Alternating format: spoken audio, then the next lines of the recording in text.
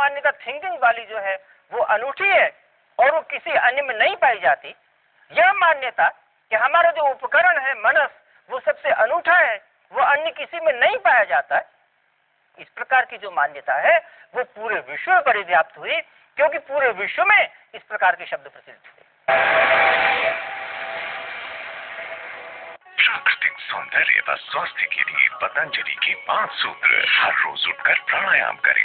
दांतों की संपूर्ण सुरक्षा के लिए दंत कांति। त्वचा के प्राकृतिक सौंदर्य व सुरक्षा के लिए पतंजलि हर्बल बॉडी क्लेंजर। प्राकृतिक हेयर केयर के लिए 13 जड़ी बूटियों वाला केश कांति। केसर व 51 जड़ी बूटियों से निर्मित स्वास्थ्य व शक्ति से भरपूर पतंजलि च्यवनप्राश। तो आज ही पतंजलि के इन 5 सूत्रों को अपनाएं और जीवन में खुशियाँ, स्वास्थ्य एवं समृद्धि लाएं।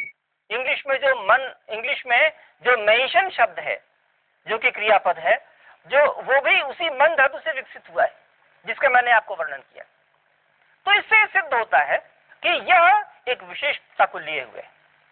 अन्य धर्म ग्रंथों में मनुष्य के अन्य नाम आए। उसमें बाइबल में नाम आया कि एक कहानी के आधार पर कि आदम और हव्वा अदन के बाग में रहते थे, और एक बड़ी कहानी है, उसके कारण से उसको आदमी कहा गया।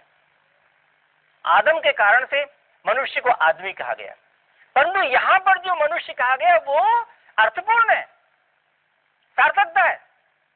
यहां बताया गया कि मनुष्य को मनुष्य क्यों कहा गया, क्योंकि वो चिंतन करता है, वो समझदारी रखता है, वो उसका डिस्टिंग्विशिंग फैक्टर है और वह अन्यों में नहीं पाया जाता है। तो इस प्रकार की जो चीज है, जो बुद्धि है, जो क्षमता है, जो कि अन्यों से भिन्न है, अन्यों से हमको भिन्न बनाती है, उसकी हमको सुरक्षा करनी चाहिए। वेदों में जो गुरु मंत्र है, जिसको हम गायत्री मंत्र भी कहते हैं, उसको गुरु मंत्र क्यों कहा गया? इसलिए क्योंकि ये जो डिस्टिंग्विशिंग फैक्टर है उसकी प्रार्थना उसमें की गई है। वेदों में प्रायः अन्य वस्तुओं की जो प्रार्थनाएं हैं वो भी की गई हैं, परंतु वो नगण्य है। उसके साथ जो बुद्धि की प्रार्थना है, जो हमारी मानसिक सोच को बढ़ाने की क्षमता वाली प्रार्थना है, वो सर्वोच्च है। इसलिए उस मंत्र को गुरु बताया गया।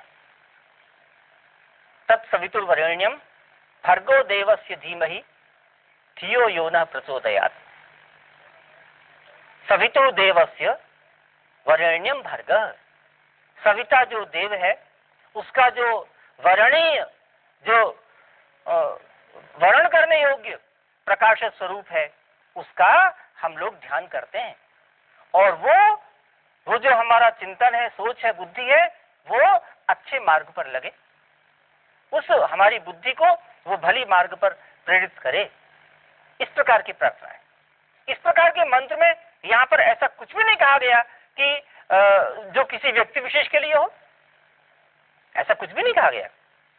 और वेद मंत्रों में तो मनु अथवा मनुष्य के साथ जो उसका मनु शब्द जिसके कारण से बना, अर्थात सोच, उसको मनु शब्द में निश्चित रूप से वर्तमान है।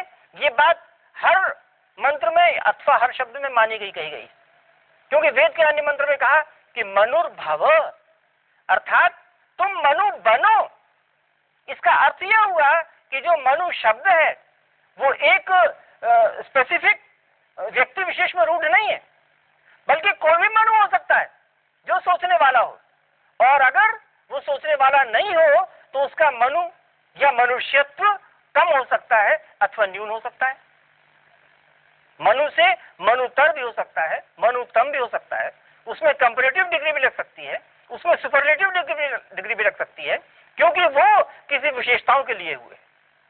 अगर ये किसी स्पेसिफिक व्यक्ति के लिए कहा गया होता, अगर किसी वर्ग विशेष के लिए कहा गया होता, तो मनुर्भव इस प्रकार का प्रयोग न होता। क्योंकि मनुर्भव का अर्थ यह है कि तुम मनु बन जाओ।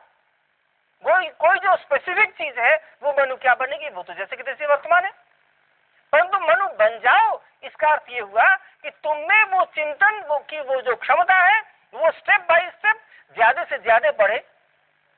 और यदि वह घटती है तो हो सकता है उतनी डिग्री तुम में मनुष्यत्व कम हो गया हो, और अगर वो बढ़ती है तो उतनी डिग्री मनुष्यत्व अधिक हो जाता है। इस प्रकार से ये सिद्ध होता है कि मनु का जो मनुष्यत्व है वह एक बड़ी सुनिश्चित विशेषताओं को लिए हुए, और उस विशेषता के होने पर ही वह उस रूप में कहा जाता है, अन्यथा नहीं होता है। ये कितनी बड़ी विचित्र और कितनी बड़ी महनीय बात है अपने आप में कि अन्य जो धर्म ग्रंथ हैं या जो हम लोग हैं वो अन्य अन्य कुछ बनने के लिए प्रेरित करते हैं।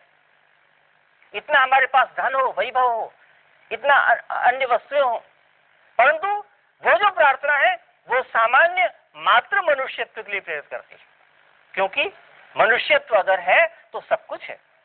उसके द्वारा संपूर्ण प्रकार के भोग उपभोग की सामग्री वर्तमान हो जाते हैं, परंतु उसके न होने पर ऐसा कुछ भी नहीं होता।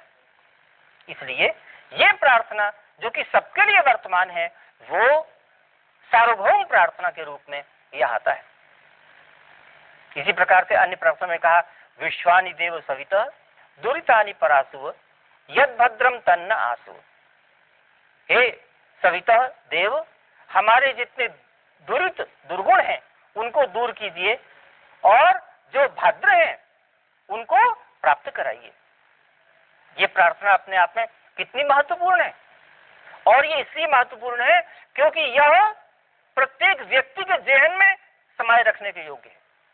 मैंने जैसा आपसे कहा पिछले संदर्भ में, पिछले वक्तव्य में, कि इस प्रकार की प्रार्थना न तो कभी पुनरुक्त होती है और न कभी अनावश्यक होती। इस प्रकार की प्रार्थना पुनरुक्त नहीं होती क्योंकि उसकी आवश्यकता बार बार होती है। जिस चीज की आवश्यकता बार बार हो वो पुनरुक्त कहां से हो जाएगी? पुनरुक्त का मतलब रिपीट कहां से हो जाएगी?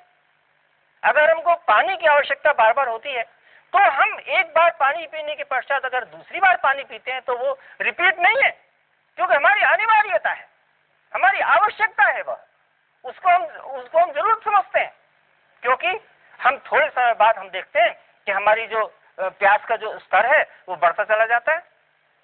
इसी प्रकार से यहाँ पर भी हमारा जो सोचने का जो स्तर है वो भी इससे परिपूरित होता है, इससे भरता है, इसमें क्षमता जो है वो वर्तमान में पूरे प्रसंग में आती है, और नहीं तो वह हमारी जो क्षमता वो नीचे गिरती चली जाती है। इसलिए आवश्यकता इस बात की होती है कि हम अपने इन मंत्रों के पारण करने के साथ साथ अपने जो जीवन स्तर है उसको बनाए रखें। ये जो मंत्र है वो ऐसा नहीं है कि वो हमारा जो अन्य जो भी हमारा कार्य है उस कार्य से हटकर हो। प्रत्येक मनुष्य का कोई भी कार्य हो सकता है, वो प्रत्येक स्थान में किसी भी स्थान में रह सकता है, उसका बिजनेस भिन्न भिन्न प्रकार का हो सकता है, परंतु प्रत्येक कार्य व्यापार के रहते हुए भी, प्रत्येक विभिन्न प्रकार के स्थानों में रहते हुए भी जो अनिवार्य आवश्यकता है, प्रत्येक प्रकार के व्यापार को करते हुए जिसकी अनिवार्यता समान रूप से वर्तमान है, वह यह प्रार्थना है। इसलिए निश्चित रूप से कहा जा सकता है कि यह जो प्रार्थना है वो किसी व्यापार से संबंधित नहीं है, किसी व्यक्ति विशेष से संबंधित नहीं है, किसी वर्ग विशेष से संबंधित नहीं है, बल्कि प्रत्येक व्यक्ति को, प्रत्येक वर्ग को, प्रत्येक कार्य व्यापार में लगे रहने वाले व्यक्ति को, सामान्य जब हम प्रातः काल में उच्चारण करते हैं तब से, और जब हम अपने कार्य को सायंकाल रात्रि में समाप्त करते हैं तब तक इस प्रकार की भावना को ध्यान में रखने की आवश्यकता है।